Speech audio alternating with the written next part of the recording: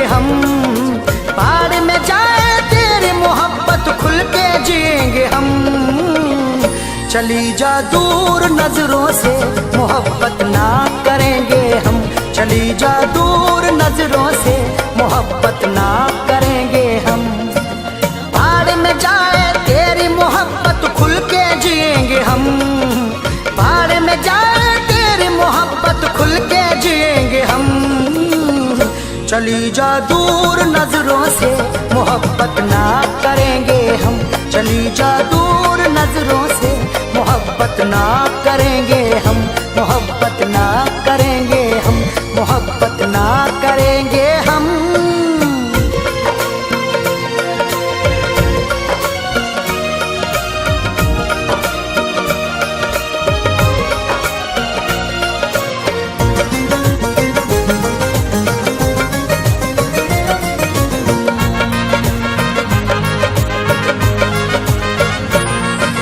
जाकर beauty parlour में तू पैसा मेरा उड़ाती है, मुझसे तू रिचार्ज करा के सबसे इश्क लड़ाती है।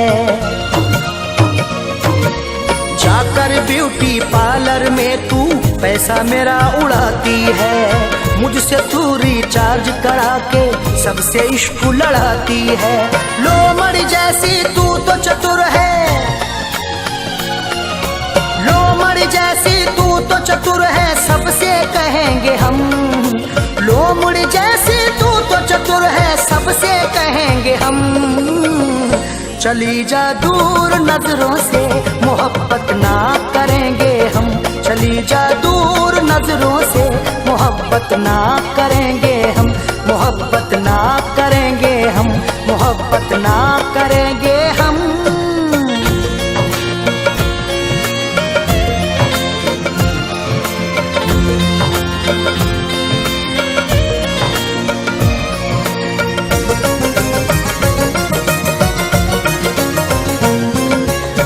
जैसे लड़कों पे अपना तू तो जाल बिछाए है, एक को पहले लूट लाट के दूजा फिर से पटाए है।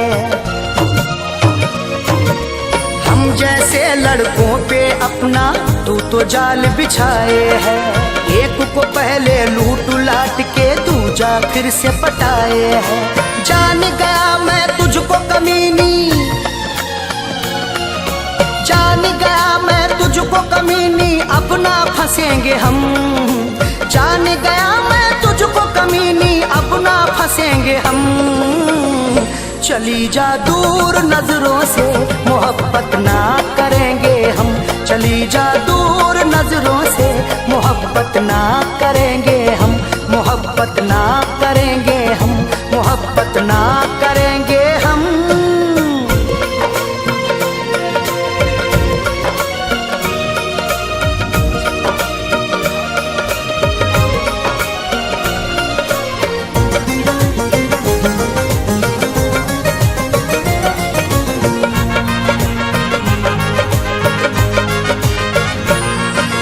शहर के जैसी कड़वी बातें तेरी अब तो लगने लगी, तेरे प्यार की अब परछाई मुझको तो अब डसने लगी।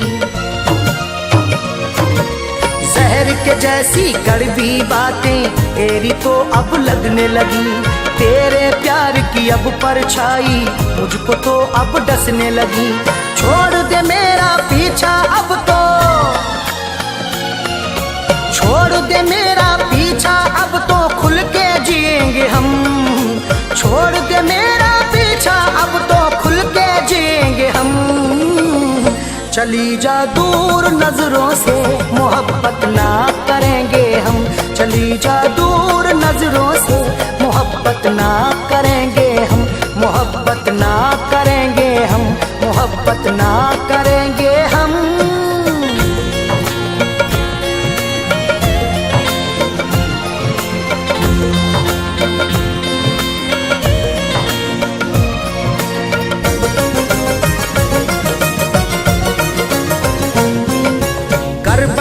रिजवान फरीदी अरशद सबसे लफड़ा है, करने लगी है